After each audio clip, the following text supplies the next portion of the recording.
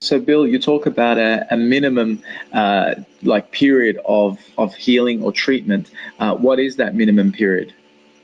For a mouse, it really depends on the condition. For a mouse with a fatal cancer, it probably needs the best we can figure out is 2 hours of treatment. Oh, wow.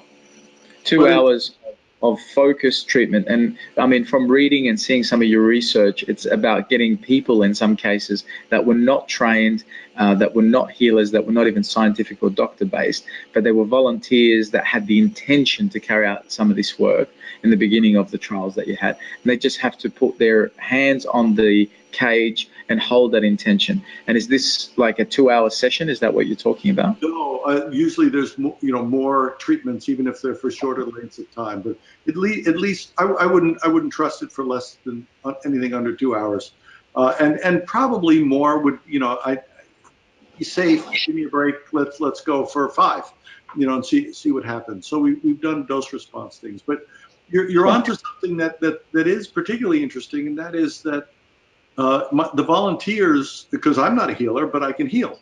Mm. I get faculty members who don't believe this stuff. I get students who don't believe this stuff. In fact, I've never worked with a believer because believers scare me.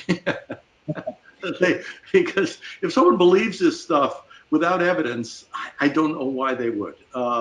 If they have experience, I can understand. But if you just go around being a believer, I don't think that's particularly rigorous thinking. So if I go to someone and say, you want to take part in my experiments, and here's what it's going to be entail, and they go, oh yes, I believe that, I say, get away from me.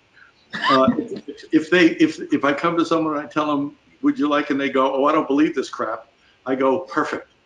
Now come Yeah. and do exactly what I tell you to do. And Great. so I then train them in the techniques that I've developed. And then, not believing it, they go and they just do it. They don't believe it's going to work. You'd have to be crazy. And so they do it, and they're successful. And then it kind of scares them. I mean, here they are walking around being a typical faculty member at a university, and now I ruined their life by turning them into healers. Yeah, right. So they've gone from skeptics or people that are non-believers, so to Yeah, speak, yeah, because you've got to have a healthy level of both, as you're saying, a healthy level of skepticism where it's not a believer in non happenings. That's what like a real hardcore skeptic would be, yeah. right? And A we talk hardcore about, skeptic is a believer. yeah, So I've spoken to skeptic societies. They call them skeptic societies, and so I walk into an auditorium to give a talk, and they're all sitting there like this, and they're all in a pretzel. They're just like that, and they're making a scowl with their face, and they already look angry, and I usually then begin by insulting them because that's my strength, is insulting people, and so what I'll do is say, as they're sitting there like this, I'll say, I'm probably the only skeptic in the room. And then they yeah, get really crazy. I say, you're all mindless believers. And they go, no, we're the such and such skeptic society. And I say, no, you're not a skeptic society. You're believers. You believe already that all mm, the things I haven't yet said are wrong. And you don't even know what I'm going to say, but you know that I'm wrong. That's mindless belief. sure. There are mindless people that way. There are mindless people on the other side, and they Yeah. believe everything. So I can, and I do this, and I believe that, and believers are all over the place. They're scary. Yeah, I can totally understand where you're coming from there, especially when you're so research based and and you want to document it and see it for what it is, not for what you think it may be. So when I hear about healing, and we're talking about big healing at the moment in terms of curing cancer and some very devastating stuff, or even inflammation, right, to the mind, but most people don't even realize that if you cut your finger, say paper cut, or you do it as you're cutting something in the kitchen, the energy of your own natural healing ability eventually heals that cut. You Sure. don't have to, go and do anything about it, whether it's go to a church or go to a medical scientist, it will eventually heal. Healing And so, healing just happens. Yeah, it does. exactly. And so it astounds me that some people could be so hardcore skeptics that they just want to, you know, uh, doubt everything. Well, you know, you can ask them, how does your nails grow? Well, there's so much that science doesn't know, and there's so much that, you know, that we need to start to be open-minded towards. No one knows how our nails grow or how our hair grows, you know, or how the body They heals know the itself. steps, but they don't know why it occurs. Right. So if you cut your hand, I can tell you what's going to happen in the first stage, the second stage, the third stage. But how is this orchestrated? Mm. I don't know. So I mean, I can knock off some skin cells, and then the skin cells will grow back, and when it goes back to the original shape, it'll stop. Why? I got nothing. I got nothing. Exactly. So, what amazes me now is where your work is going, and where it's heading in terms of what you're saying about getting some results back to see if the healed mice in the lab are actually developing antibodies, or what's happening there. That's going to be a pretty big next step, I think, in the evolution of your work. How many years would you say you've been doing this? Is it 2 decades? Oh no. Probably 2 decades worth of research Yeah. in a 3 decade span. So Sure. there were time on, time off, funded labs, hard to get funding, you know, all those kinds of things. So I've done at least 2 decades worth of hardcore research, yeah, on all sorts of things in all sorts of areas. And I love seeing some of the talks that you've done on international stages where you've said how good it would it be to find this cure for cancer and then just give it away. Yeah, it'd be fun. I think it'd be a lot of fun, and I think we're getting closer too. It's pretty interesting. We seem to be able to store healing, and we seem to be able to reproduce some of the effects without the healer. But we seem to be able to store it. In a traditional biology journal, we showed that we can record the act of healing. I'm making it a little bit more simple than it is. It was a very elaborate process. We can play back that recording and produce reliable genomic changes in cancer cells. So 68 cancer cells, 68 genes in a cancer cell significantly change when we play our recording of healing. I mean, this is actually pretty astounding. Uh, Wow. and I say this isn't a casual statement. Before I published it, because I'm actually pretty conservative about the statements I make, before we published it, we did it 7 times. And so, you know, this isn't, oh yeah, believe me, you know, we got 7 protocol replications before this thing goes out to press. There's a lot of stuff that back up, you know, the things that we're talking about. We're running now the recording, playing of the recording to mice. Right. And we're in the middle of the data now to see if this will record. Not it'll record whether it produces significant change. We already know it produces significant change. We've got a bunch of markers that are already, you know, we've got it nailed. We're clearly going to have a paper out of this.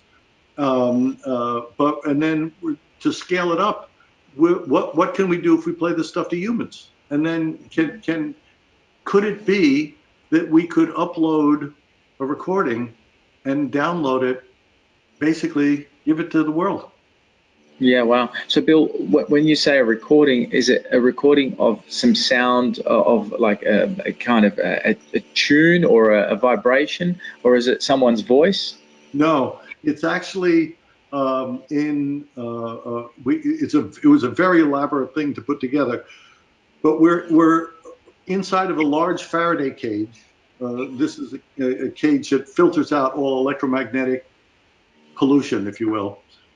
Inside of a Faraday cage, we had 3 people using my technique in the middle of the cage, and we had 38 different kinds of detectors running. And so Wow. the detectors detected the electromagnetic spectrum all the way down to 1/100th of a hertz up to a gazillion hertz. Plus, we had other kinds of detectors there to get something called scalar fields plus we had. So we threw any kind of detector we could into this. We had to build a custom-made supercomputer because of the data size of this thing. We ran all 38 detectors and reduced it to a stereo signal.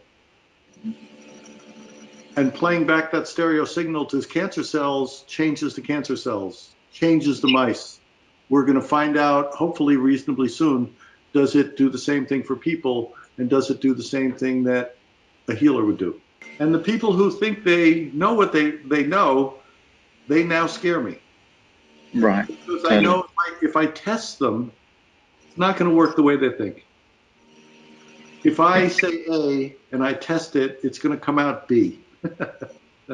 Healing still happens. The phenomenon won't go away, but digging into what's going on has been a very, very, very interesting journey. And I'm groping around in the dark to get this. It's humbling, isn't it, Bill? And hearing you say this is really it is reassuring, because most people that aren't scientific and that are not doctors and researchers, they find that in their life, that if they think they know something, they're bound to be proven wrong. But if they are humble enough to say, I don't know enough, but I'm just going to keep going, that's where the real magic is. Well, I have to say that I think my results are pretty robust compared to the other research that I've seen. So I don't know if it has anything to do with my throwing in the white flag and going, I don't know what I'm doing, let's just do it. But I can tell you with certainty that people who think they know scare me, because you really do, and particularly in a totally unknown area like this, there's a lot of experience, but if you do just look at the experience of people, there's nothing consistent. And if you try to unravel this, it's really hard. Doing it in the clinical world, doing it in the lab, doing it all over the place, it's a hard thing to try to unravel. And again, I've come to a personal, I'm okay. I don't know what I'm doing, but it still works, So I mean, you could look at an example, gravity. Yes. The physical world. Well, if you get 10 theoretical physicists in a room and you ask them what's gravity, they're going to end up in a fight. But I'm pretty sure there is gravity. You don't go around and ask people, do you believe in gravity? It's a stupid question. I think similarly, you don't go around and ask, do you believe that there's such a thing as healing? It's a stupid question. There is healing. I mean, I'm saying this as a good skeptic. There is healing. But there is healing doesn't mean everybody who makes a claim is true. It doesn't mean that your method produces the same method as mine. It doesn't mean everything can be healed. It doesn't mean anything like that. But something's out there that is worth hanging on to, or not to believe, but it's worth testing to see if we can get to the underlying mechanism, especially me. Nobody's been able to figure it out yet. I love that. It's good. And it's very true. I think a lot of people take discernment for granted as well, just like we were talking about before. The ability to be able to discern and to feel into things, whether they resonate as truth or not. I think people have been kind of potentially conditioned out of that to somewhat, but I think they could use a healthy discernment, a healthy level of belief and skepticism at the same time, and see the skepticism alive and look at the world with wonder. It's pretty interesting. Yeah. Love it. Thanks again for your time. It's an absolute pleasure. I'll end it here.